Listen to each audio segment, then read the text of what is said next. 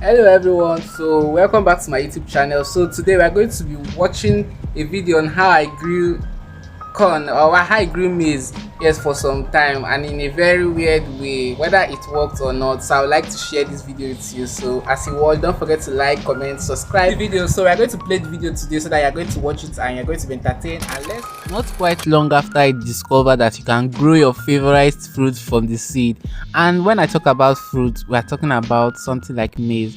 So I stumbled upon a pile of seeds and I was determined to grow it. So I had to put it in some grow box here, and fun to witness that it grew so fast that I couldn't even monitor the process, taking pictures and filming in 2 days interval. As the maize grew, the need to thin it, that is separating the seedlings from each other, became more necessary because they were spreading in their needle-like leaves. Anyways, at this point something began to bother me because I was worried that the stems of the maize were not so strong enough to hold the future fruit that we'll be expecting from this. So I had to top the base of them so that we are weak with some soil. And when I did this, it wasn't actually a good idea because it just suffocated the maize and that one died. But sooner than later, these ones grew so beautifully that the greenness of them was just attracting every eye that came across this garden. The Sinedoki eye, as used, referred to both humans, pests and weeds that came across this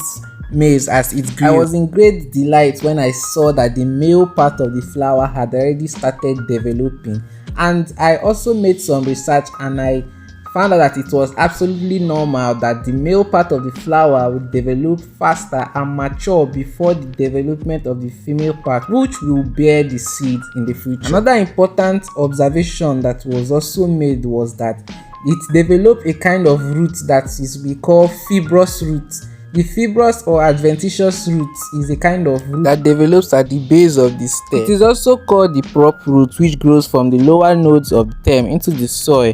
This type of root can also be seen in tubers, rhizomes, bulbs, and even combs, and they are all called adventitious. By the time the spikelet or the male inflorescence, that is this kind of flower, was already tending to be mature, still we hadn't had any style of female inflorescence nor cup. Then I began researching on the pollination and mode of reproduction of the plant. For my research, I learned that maize are being pollinated by wind, and it doesn't really matter if the female inflorescence hadn't developed at that point. But that wasn't a problem for me because very soon I started noticing some kind of swellings on the stems, and I had a suspicion that it was a spot for the position of the fruits here. Also at this point where I had noticed that the crop has started to bear fruits, so I had to prune this stuff so that I'll be able to remove these lower leaves so that the concentration of energy will be directed to the formation of the fruit, and this other maize setting just had its own spikelet developing, and this one was fully matured at that point.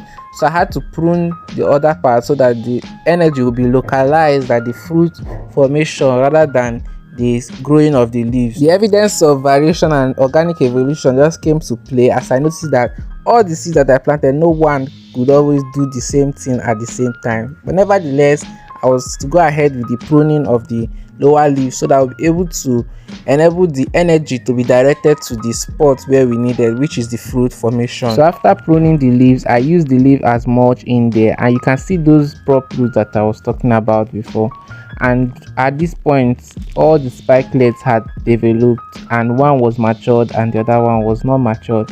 But it was evident that the wind pollination was going to occur until I saw this. I've had many fails when I was gardening, and I don't expect this one to be one of them.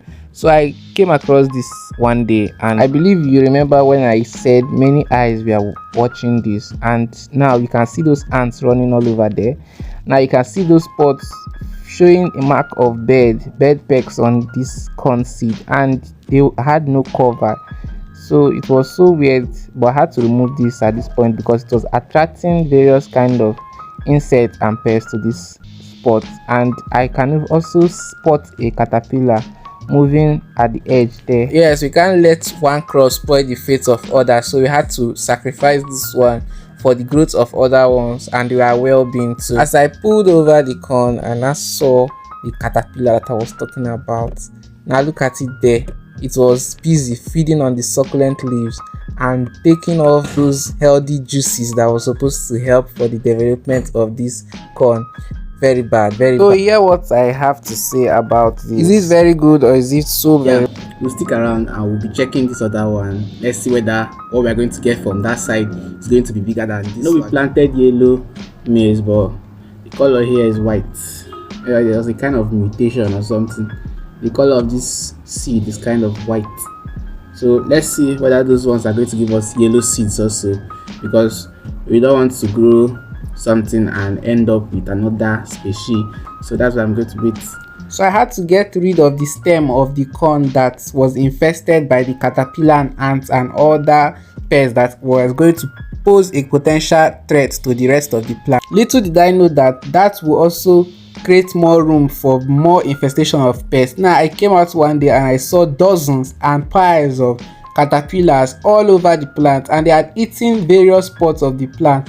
And at this point we are also expecting 2 other maize cobs which was also there, and the caterpillars were all over the garden, both on the ginger, both on the corn, and I gathered these ones and I had to remove them physically and get rid of them. So I had to take care of the plant in my best view so that I will ensure that I make a kind of massive result from this. And I had just 2 other sets of corn, so I had to take care of them to the optimum level so that I will be able to optimize the produce from these 2 corn. And we already lost one before and we don't want to lose another one.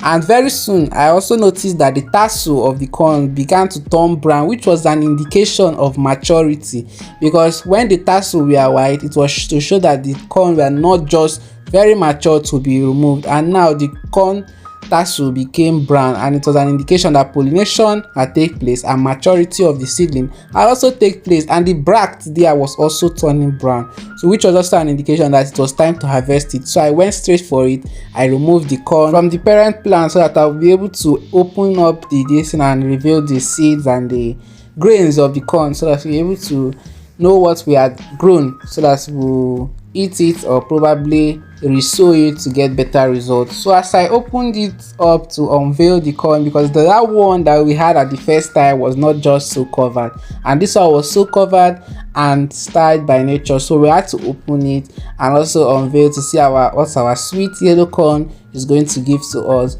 So I was opening it and it had so many layers of bract, so it was a more modified part of the plant that covers the whole fruit, which we call the bract, or some people call it the cob or the coverage. So with anyone you want to call it, it doesn't matter, because the corn is the corn. The level of excitement I had before opening the corn was not anything compared to what I had after opening up the corn, because as you can see here, the corn was fully matured, because the tassel was already brown, showing an indication that it was matured, but it was not pollinated by the sowing that was supposed to pollinate it, and it didn't have a kind of bright kind of flowers that could attract insects to aid the pollination. So it only relies on wind, and the wind was not just so strong enough to carry out pollination on my crops. So I had to remove the other one that I just harvested, and I will put them in my compost bag, because I was totally disappointed, because you can see how modified this root was, developing roots up to a very unusual height that a normal plant could not develop prop roots up to. But nevertheless, we are going to use them for composting by decaying them in some bags that we are going to use and all that. But it was so convincing that it was good. But nevertheless, the last one, which was the final corn that was standing in our this thing, just turned out to be very matured and also pollinated, because I had it to stay for a very long time there, and it was exposed to a very strong wind for asexual pollination, because it was the only one left in the garden. So I had to test the corn so I will be able to feel the vibe after a not so long time of growing corn. So growing corn is actually very good, and I recommend it as one of the crop you can grow at home. Also in sack and container, it also grows very well, and if you are growing this, you need a larger space where there's enough wind that will facilitate the pollination and growth of it. And you can see this is all organic corn. I didn't add any kind of fertilizer that will optimize the growth, so you can also add fertilizer if you wish. So it's left to you to compare what I planted versus what I got next time on Royal's Green Diary. ginger to sprout so well that I had to plant it, and to my amazement, the one ginger produced more than 5 to 10 shoots, and it was just so beautiful, adding color and